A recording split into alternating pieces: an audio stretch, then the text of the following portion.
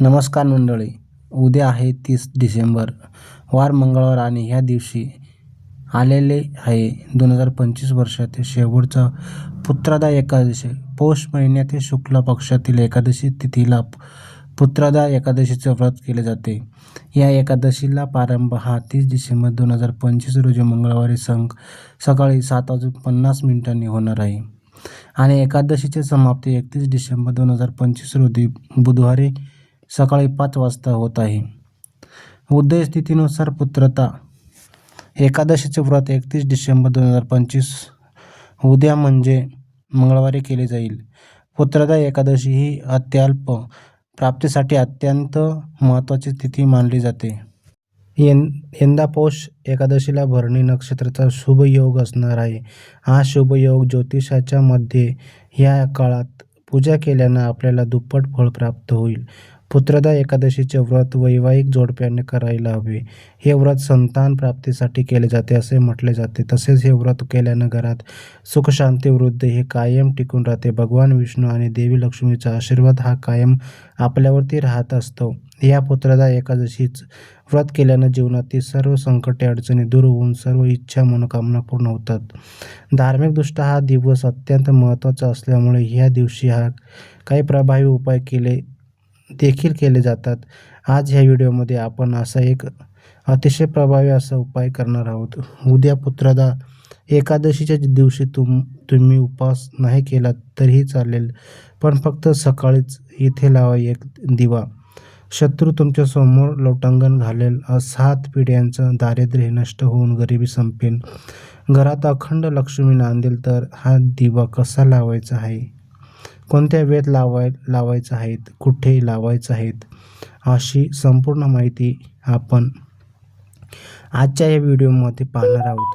त्यामुळे तुम्ही हा व्हिडिओ शेवटपर्यंत नक्की पहा आणि चॅनलवरती नवीन असाल तर सबस्क्राईब करा. तसे व्हिडिओला एक लाईक करून कॉमेंटमध्ये ओम नमो भगवते वासुदेवाय नमः असे नक्की लिहा. पुत्रदा एकादशी जी आहे तर ती वर्षातून 2दा येते. एक म्हणजे पौष महिन्यामध्ये आणि दुसरी म्हणजे श्रावण महिन्यामध्ये. तर ही एकादशी जी आहे तर ते पुत्रप्राप्तीसाठी, त्याचबरोबर संतान प्राप्तीसाठी आणि मुलींची भरभरून प्रगती होण्यासाठी खूप महत्त्वाची एकादशी असते. त्यामुळे जर तुम्हाला संतान प्राप्तीची इच्छा असेल, तुम्हाला मूळ बाळ होत नसेल किंवा तुम्हाला पुत्रप्राप्तीची इच्छा असेल तर हे व्रत तुम्ही अवश्य करा. त्याचबरोबर तुम्हाला मूल बाळ असेल, त्यांची भरभरून प्रगती व्हावी, त्यावर कोणते संकट अडचणी येऊ नये असे तुम्हाला वाटत असेल तरी देखील तुम्ही हे जे व्रत आहे ते करू शकता. हे व्रत मुलांच्या उज्ज्वल भविष्यासाठी खूप प्रभावी मानलं जातं आणि म्हणून असे म्हटले जाते की तुम्ही वर्षभरात कोणत्याही एकादशीचं व्रत नाही केलं तरी चालेल, परंतु वर्षातील ह्या 2 पुत्रदा एकादशीचं व्रत हे आवश्यक करावं. या व्रतामुळे जीवनातील अनेक संकट हे दूर होतात. त्यामुळे तुम्हाला शक्य झालं असेल तर तुम्ही उद्या या पुत्रदा एकादशीचे व्रत हे आवर्जून करा. तर हा उपाय तुम्हाला उद्या पुत्रदा एकादशीच्या दिवशी करायचा आहे. उद्या सकाळी तुम्हाला अशा ठिकाणी एक दिवा लावायचा आहे. तर हा सकाळी तुम्हाला 12 वाजण्याच्या अगोदर हा जो दिवा आहे तो आपल्या घरामध्ये लावायचा आहे. आपल्या हिंदू धर्मामध्ये देवी देवतांची पूजा करताना देवासमोर दिवा हा अवश्य लावला जातो. देवाजवळ दिवा लावणे हे अत्यंत शुभ मानलं जातं. यामुळे घरातील नकारात्मक ऊर्जा नष्ट होऊन ती जागा सकारात्मक ऊर्जेने भरली जाते आणि म्हणूनच ज्योतिषशास्त्रानुसार घरामध्ये दररोज दिवा हा लावलाच गेला पाहिजे. परंतु हा दिवा लावताना आपल्या पुरातन ह्या दिव्याचे काही उपाय देखील सांगितले जातात, ज्यामुळे घरात सुख आणि शांती नांदत असते. पैशांच्या समस्या ह्या दूर होतात. तसेच एखादं काम हे अडलेलं असेल तर ते देखील पूर्ण होतं, कारण दिव्यामध्ये सकारात्मक लहरी ज्या असतात तर त्या खूप जास्त असतात आणि जेव्हा आपण दिव्यासंबंधित हे उपाय करतो तेव्हा त्या सकारात्मक लहरी असतात तर ते आपल्याला आयुष्यामध्ये उतरत असतात आणि यामुळे आपल्या जीवनातील सर्व अडचणी, अडथळे, संकटेही दूर होतात. हा जो उपाय आहे तर हा आपल्याला लक्ष्मी प्राप्तीसाठी, धनप्राप्तीसाठी करायचा आहे. त्याचबरोबर जर आपल्या घरामध्ये काही दोष असेल, अडचणी असेल, तुम्हाला एखाद्या शत्रू वारंवार त्रास होत असेल, बऱ्याच वेळा आपल्या घराच्या आजूबाजूला जळकाऊ प्रवृत्तीचे लोक राहतात. ते आपल्यासमोर खूप गोड बोलतात, परंतु त्यांच्या मनामध्ये आपल्याबद्दल वाईट विचार असतात, वाईट भावना असतात आणि यामुळे अशा लोकांमुळे सुद्धा आपल्याला दोष जे आहेत तर ते लागत असतात. आपल्या घराला, आपल्या मुलांना, आपल्या कामाला जर दोष लागत असतो, आपल्याला महत्त्वाच्या कामामध्ये अडचणी येत असतात आणि म्हणून जर तुम्ही पुत्रदा एकादशी हा एक दिवा आपल्या घरामध्ये जर लावला, तर शत्रू, त्रास, पीडा नष्ट होऊन घरातील 7 पिढ्यांचं दारिद्र्य ही देखील संपेल. घरातील गरिबी ही निघून जाईल आणि घरामध्ये सुख, शांती, समृद्धी ही नांदू लागेल. तर हा उपाय करण्यापूर्वी आपल्याला उद्या सकाळी लवकर उठायचं आहे, स्वच्छ स्नान करायचं आहे, स्वच्छ कपडे परिधान करायचे आहेत.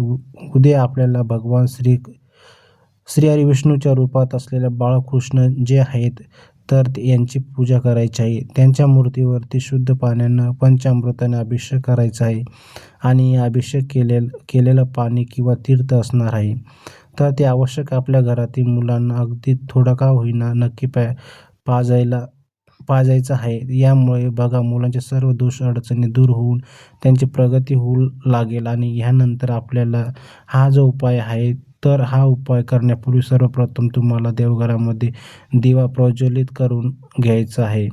धूप, दीप, अगरबत्तीला लावून तुम्हाला वातावरण प्रसन्न करायचं आहे आणि ह्यानंतरच हा उपाय सुरुवातीला करायचे आहे. हा उपाय करण्यासाठी तुम्हाला एक मातीचा दिवा जो असतो तर तो घ्यायचा आहे, ज्याला आपण पंथी म्हणतो.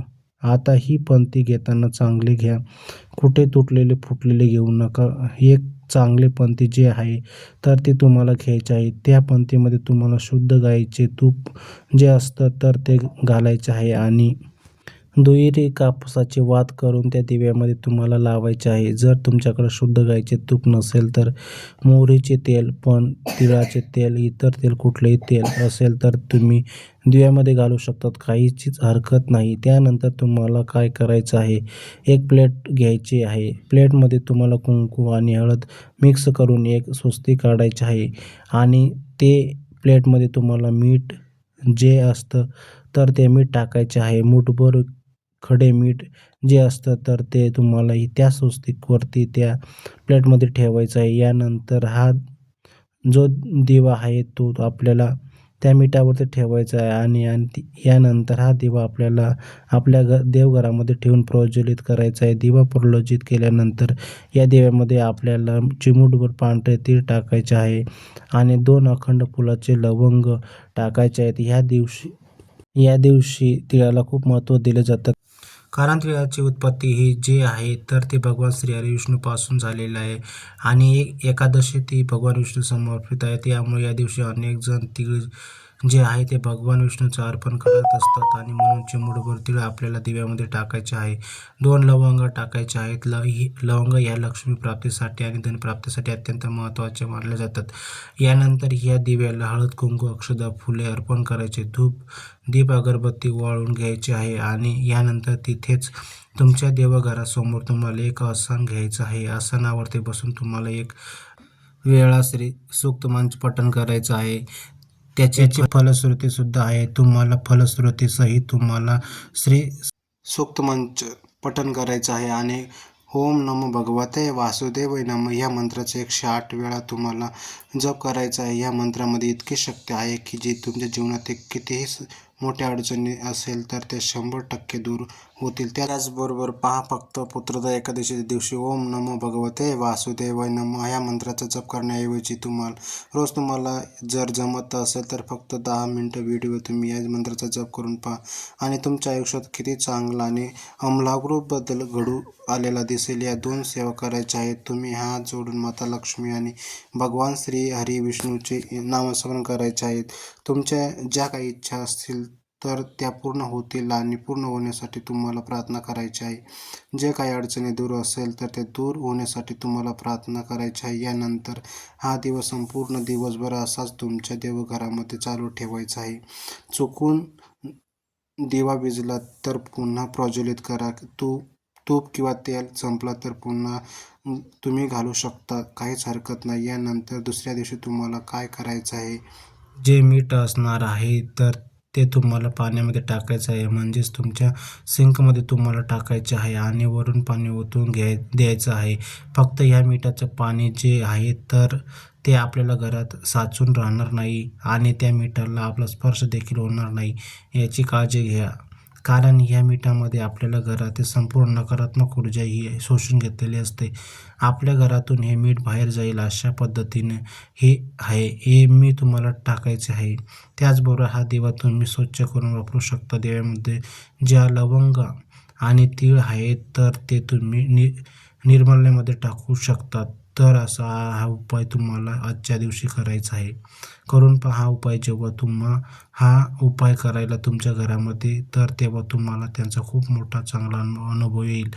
त्यामुळे तुम्ही उद्याच दिवशी हा एक उपाय अवश्य करा. तसेच तुमच्या घराजवळ एखादा भगवान हनुमंताचे मंदिर असेल तर तिथे सुद्धा हा दिवा तुम्ही नक्की लावा. उद्या मंगळवारी ही पुत्रदा एकादशी आलेली आहे आणि मंगळवार जो असतो तर तो मंगळ ग्रहाशी संबंधित असतो आणि भगवान हनुमंत आहे तर मंगळ ग्रहाशी संबंधित असतात. त्यामुळे आपल्याला तिथं सुद्धा एक दिवा तो आवश्यक लावायचा आहे. तर हा व्हिडिओ तुम्हाला आवडला असेल, माहिती उपयुक्त वाटली असेल तर व्हिडिओला एक लाईक नक्की करा आणि चॅनलला सबस्क्राईब करा. धन्यवाद. श्री स्वामी समर्थ.